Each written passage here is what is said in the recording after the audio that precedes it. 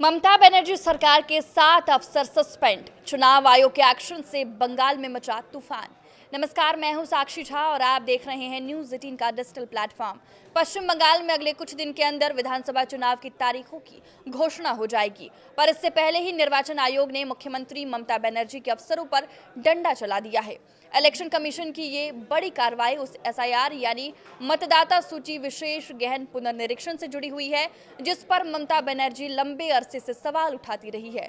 ताजा खबर के मुताबिक चुनाव आयोग ने पश्चिम बंगाल के 7 अफसरों को तत्काल प्रभाव से सस्पेंड कर दिया है।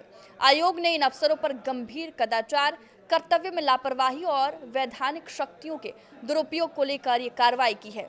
निर्वाचन आयोग ने जनप्रतिनिधित्व अधिनियम 1950 की धारा 13 सीसी के तहत अपने अधिकारों का उपयोग करते हुए ये सख्त कार्रवाई की है। यही नहीं, आयोग ने पश्चिम बंगाल के मुख्य सचिव को ये भी निर्देश दिया है कि संबंधित अधिकारियों के खिलाफ तत्काल विभागीय अनुशासनात्मक कार्रवाई शुरू की जाए। आयोग ने पश्चिम बंगाल के मुख्य सचिव से विभागीय कार्रवाई की पूरी जानकारी भी तलब की है।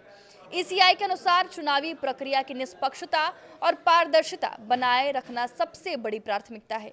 मतदाता सूची का विशेष गहन पुनर्निरीक्षण संवेदनशील प्रक्रिया होती है। इसके जरिए ये सुनिश्चित किया जाता है कि पात्र मतदाताओं के नाम सूची में शामिल हो और अपात्र नाम हटाए जाए। पर किसी अफसर ने इसमें कोई भी लापरवाही की या अपनी शक्तियों का दुरुपयोग किया तो इससे चुनावी प्रक्रिया की विश्वसनीयता प्रभावित हो सकती है। इसी मामले को लेकर निर्वाचन आयोग ने इन अफसरों को सस्पेंड कर दिया है। इन पर चुनाव आयोग का डंडा चला है। अब उनके नाम भी जान लेते हैं। तो मुर्शिदाबाद की 56 शमशेरगंज विधानसभा क्षेत्र के सहायक निर्वाचक पंजीकरण अधिकारी यानी एईआरओ डॉक्टर सिफोर रहमान कृषि विभाग के सहायक निदेशक भी हैं। 55 फरक्का विधानसभा क्षेत्र के एईआरओ और फरक्का के राजस्व अधिकारी नीतीश दास भी निलंबित किए गए हैं। चुनाव आयोग ने 16 मयानागुड़ी विधानसभा क्षेत्र के एईआरओ और मयानागुड़ी विकास खंड में महिला विकास अधिकारी के रूप में तैनात डालियारी चौधरी पर भी कार्रवाई की है।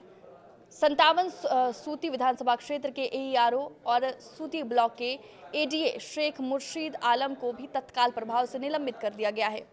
139 कैंगिंगपुर विधानसभा क्षेत्र के 2 एईआरओ सत्यजीत दास और जॉयदीप कुडू को भी सस्पेंड कर दिया गया है। 229 देवरा विधानसभा के ज्वाइंट बीडीओ और एईआरओ देवाशीष विस्ताव पर भी सख्त कार्रवाई हुई है। आयोग की इस कार्रवाई को प्रशासनिक महकमे में बेहद सख्त संदेश माना जा रहा है।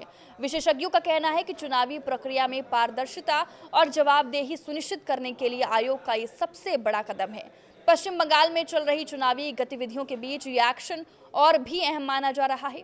पश्चिम बंगाल सरकार ने चुनाव आयोग की इस कार्रवाई को लेकर अब तक कोई औपचारिक प्रतिक्रिया नहीं दी है, पर मुख्य सचिव को दिए गए निर्देशों के बाद विभागीय स्तर पर हलचल तेज हो गई है। चुनाव आयोग ने 2 टूक कहा है कि चुनावी कार्य में किसी भी प्रकार की अनियमितता या लापरवाही बर्दाश्त नहीं की जाएगी। 5 राज्यों में होने वाले विधानसभा चुनाव की तैयारियों को लेकर आयोग 3 दिवसीय असम दौरे पर रहेगा। 16 से 18 फरवरी तक चलने वाले इस दौरे के दौरान आयोग राज्य में चुनावी व्यवस्थाओं और तैयारियों की विस्तृत समीक्षा करेगा।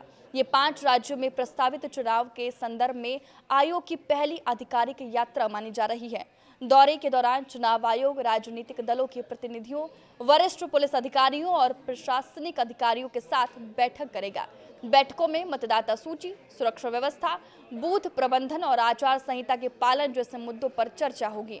आयोग का उद्देश्य स्वतंत्र, निष्पक्ष और शांतिपूर्ण चुनाव सुनिश्चित करना है।